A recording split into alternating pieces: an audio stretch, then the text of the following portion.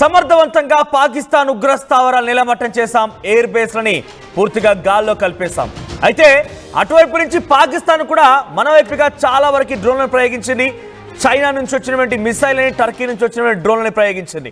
కానీ ఒక్కటంటే ఒక్కదాన్ని కూడా మన భారత భూభాగాన్ని తాకక మునిపే గాల్లోనే పేల్చేశామంటే ఎటువంటి శక్తి సామర్థ్యాలు మన భారత ఆర్మీ దగ్గర ఉన్నాయో మీరంతా గమనించే ఉంటారు. అయితే మన భారత ఆర్మీ యొక్క శక్తి సామర్థ్యాలకి మన వెపన్స్, ఇండిజీనియస్ వెపన్స్ గమనించండి. ఇండిజీనియస్ అంటే స్వదేశంలో తయారైనటువంటి మన యొక్క వెపన్స్ అన్ని కూడా ఎంత సమర్థవంతంగా పనిచేసాయో కూడా ప్రపంచ దేశాలు మొత్తం నిబరబోయాయి. ఎస్, భారతదేశం దగ్గర ఇటువంటి వెపన్స్ ఉన్నాయా?